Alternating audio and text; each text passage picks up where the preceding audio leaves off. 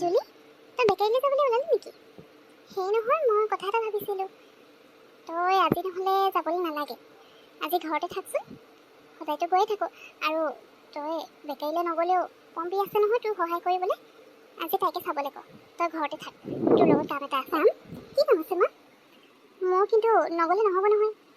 ইয়াৰ আগতো মই এসপ্তাহমান বেকাৰীলৈ যোৱাই নাই, পম্পী অকলে চাবলৈ দিলোঁ। আৰু এসপ্তাহ মই নোযোৱাৰ কাৰণে কিমানখিনি অৰ্ডাৰ কেঞ্চেল কৰি দিলোঁ, কিমান লছ হৈ গ'ল মোৰ। সেইটো কাৰণে এতিয়া আকৌ নোযোৱাকৈ থাকিব নোৱাৰোঁ। তোমাৰ যি কাম আছে পিছত কৰি ল'বা, নহ'লে এতিয়া মই যাওঁ। মানে ইম্পৰ্টেণ্ট কাম নেকি কিবা? অঁ, ইম্পৰ্টেণ্ট কামেই আকৌ, সেইকাৰণে তোক কৈছোঁ তই আজি নালাগে বুলি। মানে হেৰি আকৌ, আজি ৰাজীৱৰ মাক আহিব, মানে তোৰ আৰু ৰাজীৱৰ বিয়াৰ দিন ঠিক কৰিবলৈ। তাকে বোলো তই ঘৰত থাকিলে ভাল হ'ব, তোৰ কাৰণে আহিব যেতিয়া, সেইদিনাও তোক লগ নাপালে, সেইবুলি তোৰ আজি ঘৰত থাকিবলৈ কৈছোঁ। আজিতো নহ'লে থাকিম আৰু, সেইটো কথা।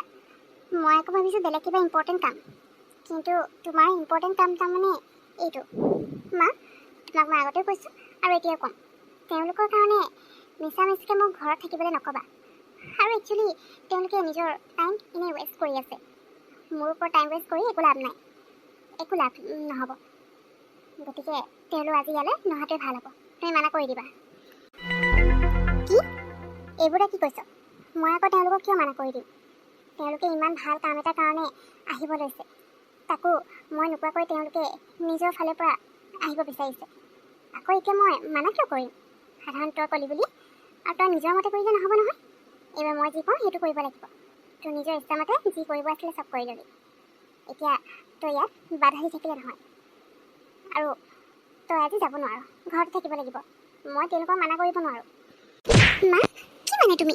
কথাবোৰ একদম বুজি নোপোৱা দেই। আৰু তোমাৰ হৈছে কি মানে? আগতে তুমি এনেকুৱা নাছিলা, এতিয়া যে তুমি মোক ইমান ফ'ৰ্চ কৰি আছা। মই কৈছোঁ নহয়, মোৰ নিজৰ কাম আছে। মই কাৰো কাৰণে ঘৰত এনেই বহি থাকিবলৈ নোৱাৰোঁ।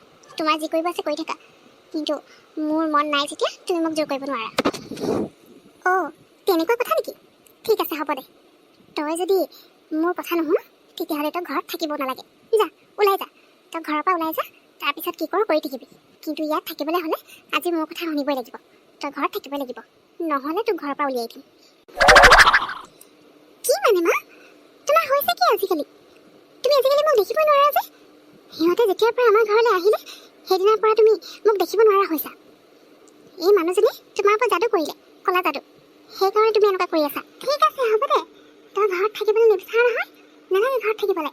আজিয়ে তোৰ কাপোৰ চাপোৰ লৈ বেগ চেগ উলিয়াই দিম। ক'ত যাব আছে যাবি, য'ত থাক থাকিবি, কিন্তু ইয়াত থাকিবলৈ নাপাওঁ তই। আজি মাৰক ভালকৈ চিনি পাবি তই কোন হয়। সদায় মৰম কৰি থাকোঁ বুলি মূৰৰ পৰা উঠিছ, আজি গম পাই যাবি তই। মা, তুমি এইবোৰ কি কৰিছা? তুমি সঁচাকৈ মোৰ কাপোৰ চাপোৰ বেগ চেগ চব বাহিৰত পেলাই দিছা যে? তোমাৰ হৈছে কি মা? মই ঠিকে ধৰিছোঁ, তোমাৰ নহয় ক'লা যাদু কৰিলে ৰাজীৱৰ মাকে, সেইকাৰণে তুমি এনেকুৱা কৰি আছা। নহ'লে তুমি মোৰ লগত কেতিয়াও এনেকুৱা নকৰা। তুমি যে সঁচাকৈ মোৰ লগত এনেকুৱা কৰিবা বুলি মই ভবা নাছিলোঁ, তাকো সেই মানুহজনীৰ কাৰণে। তুমি কিয় এনেকুৱা কৰি আছা মা? মোৰ সঁচাকৈ বেয়া লাগিছে। তুমি মোৰতো কথা ক'বলৈ আহিছা? ক'লা যাদু? বৰ ক'লা যাদু কৰিছে মোৰ ওপৰত। তাই এনেই জানিলে, নিজে গণ্ডগোলবোৰ লগাই থাকিবি, তাৰপিছত মই সঁচা কথা এটা ক'লে গালি এটা পাৰিলে মানে এতিয়া সেই ৰাজীৱৰ মাকে আহি মোক ক'লা যাদু কৰা হয়। কথা ক'বলৈ আহিছে, ঘৰত থাকিব মন নগ'লে ওলাই যাবি। আৰু যদি আজি তই ঘৰত নাথাক, তেতিয়া আৰু আহিবই নালাগে। ভাল কিবা এটা হওক বুলিহে মই কৈ আছোঁ, তথাপিও তাই বুজিবলৈ নাই। অকল নিজৰ কথাটোহে নিজৰ কথা। মা, তুমি সঁচাকৈ সলনি হৈ গ'লা তুমি। আৰু এইবোৰ চব সেই ৰাজীৱৰ মাকৰ কাৰণে হৈছে, মই গম পাইছোঁ নহয়।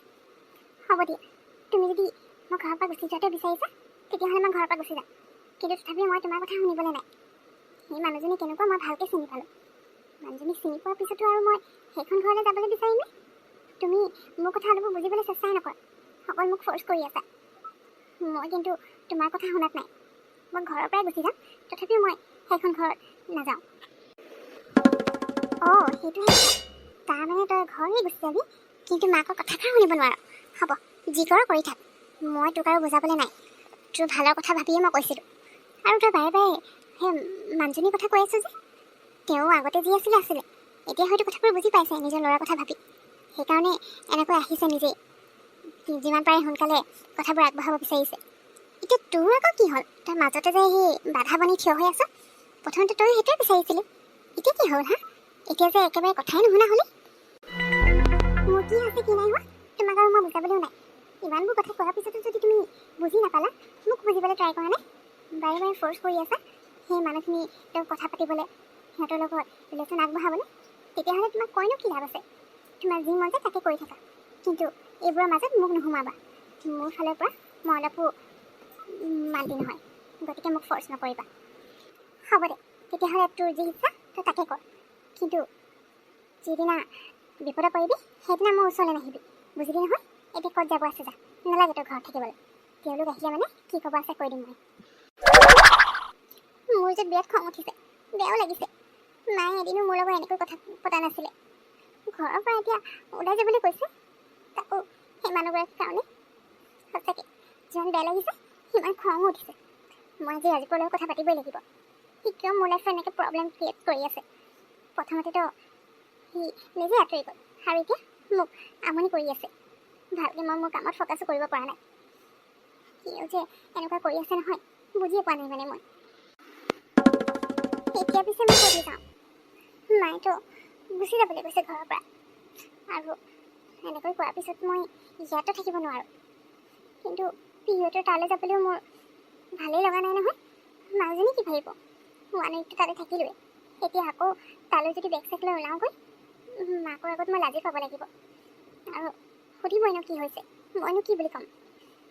এটা কাম কৰোঁ, পম্পীহঁতৰ ঘৰলৈকে গুচি যাওঁ নেকি? নাই নাই, তাইৰ ঘৰলৈ গ'লেও তাইৰ আগত মোৰ সন্মানটো ক'ত থাকিব? নাই নাই, মই হোটেল ৰুমে বুক কৰি ল'ব লাগিব, কেইদিনমান তেনেকৈ থাকিব লাগিব।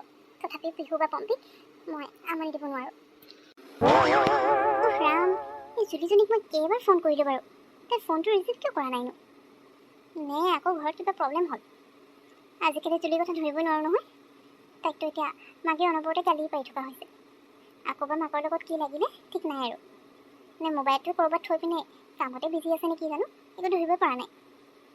পিছতে কল কৰিব লাগিব। পিছে মোৰ এতিয়া কামো নাই, তাইক লগ কৰিবলৈ বেকাৰীতে যাব পাৰি, কফি একাপো খাই আহিমগৈ। সেইটোকে কৰোঁ, ক্লাইণ্টক মই ড্ৰেছটো দি দিম, ইয়ালৈ নাহিলেও হ'ব, ফোনটো কৰি দিওঁগৈ। তাৰপিছত জুলিকো লগ কৰি আহিম, তেতিয়াই সুধি ল'ম তাই ইমানকৈ ফোন কৰিছোঁ ক'তনো বিজি আছিলে, ফোনটো ৰিচিভ কৰা নাই। গৈ আহোঁ এবাৰ। আজি মোকতো টিকুৱে কৈছিলে ৰাজীৱৰ মাক সিহঁতৰ ঘৰতে আজি যাব বুলি, কেনেবাকৈ সেইটো কাৰণে জুলি আৰু মাকৰ মাজত কিবা হোৱা নাইতো, সেইটো কাৰণে চাগে তাই ফোনো ৰিচিভ কৰা নাই। মই এবাৰ তাইলৈ আকৌ এবাৰ কল কৰি চাওঁ, বেকেৰীলৈ পৰা তাই আহিছেনে নাই অহা। যদি অহা নাই মই এনেই যোৱা হ'ব, নহ'লে ডাইৰেক্ট ঘৰলৈকে যোৱাই ভাল হ'ব, তেতিয়াই গম পাম কথাবোৰ।